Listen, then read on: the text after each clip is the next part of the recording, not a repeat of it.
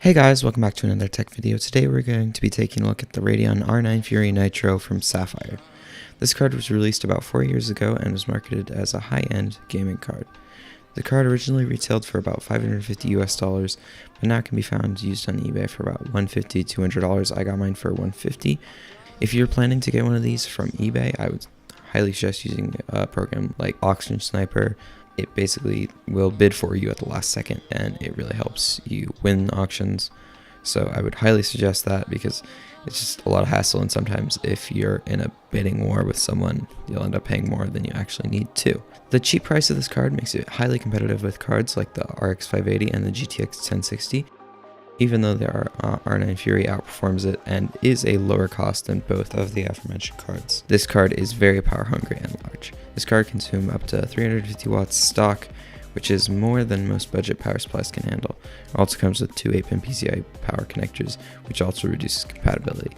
I'm lucky enough to have won a Enermax power supply from PSU Calculator. They did give away on Instagram and I won, which is crazy and really cool.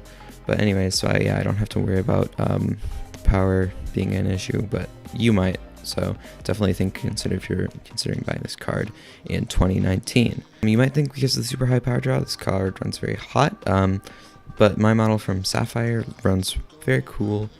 The beefy triple 90mm fan cooler from Sapphire does an amazing job keeping it cool, and it doesn't have a fan stop mode by default, but I went into Afterburner and I made my own fan stop program, so it doesn't go above 40C idle with the fans not running, so completely passively. To test the temperatures at max, I ran Unison Valley for 1 hour straight, and the card didn't go above 70 degrees. I didn't test thermals before cleaning and repasting the card, which, if you're gonna buy this card, definitely you need to repaste it, clean it out. It might seem scary taking apart the card, but it's fine. It's not even under warranty if you're buying it used, so there's, I guess you have more to lose.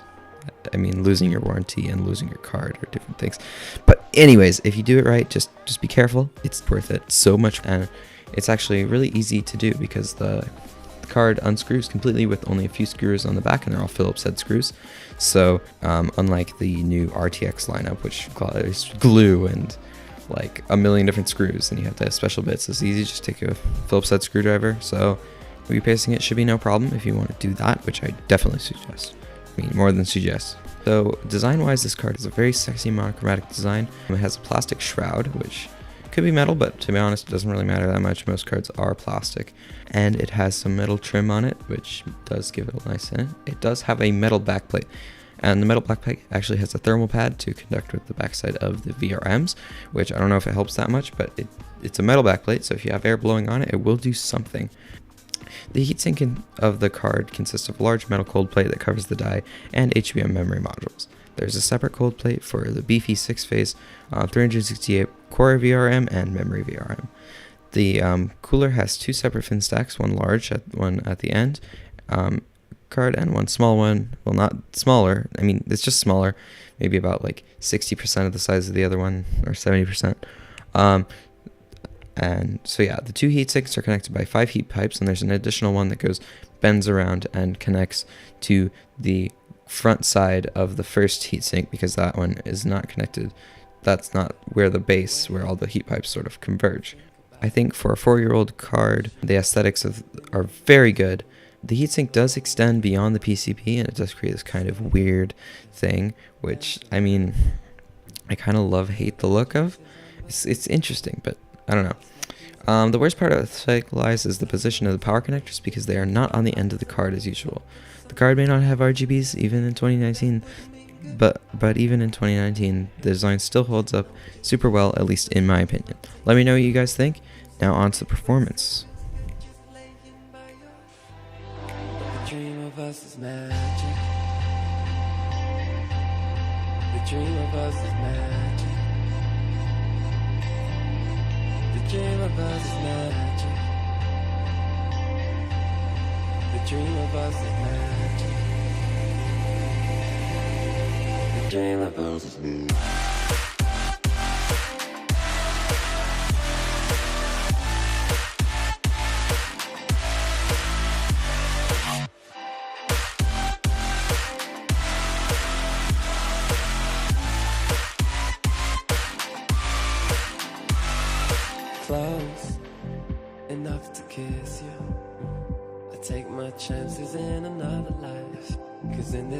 you can't be mine. Don't you look at me that way, cause I need your help just to resist your touch. A little bit is way too much. Hotel rooms and wasted views, my eyes only focus on you. I could just leave, but that would mean good. Yeah, gin, no juice, just useless moves. My taking heart's no use to you, but it still feels good just laying by you. So here are the results. The R9 Fury Nitro is a pretty good card. It's solidly better than the 1060 in all runs, and I would say about on par with a RX 590, although in some tests the RX 590 beats it. I only did synthetic tests because game testing, I don't really have a lot of games with built-in benchmarks. I only have like Doom, and that doesn't have a built-in benchmark. I have like City Skylines, and that's a CPU heavy, but yeah, I don't have a lot of games to test on. I could have, but it just didn't feel like it was good, and also needed to outsource the other numbers for the comparison cards, and doing GPU only, like making sure that it's like a GPU test is better, because if I'm outsourcing it, it's not going to be perfectly like the same. Like if it's not the same CPU, it's not the same RAM, not the same other stuff, which makes it slightly less accurate, but I don't own all those cards. If you were looking for like a perfectly accurate review, then I would suggest checking out like Science Studio. He did a review like last year. Timmy Joe also did a review. So I'm sort of assessing the value and a close-ish performance. But anyways, I just want to be open about that. Make sure you guys know that I'm not testing all of those cards. If I had all of those cards, that would be amazing. That would be so cool. But yeah, I only have this and a 1050 Ti. So yeah, I would say this is definitely a better buy than the RX 590 if you don't care about used and you are an enthusiast, because the RX 590 is $250. I got this for $150, so that's $100 cheaper, and it performs about the same.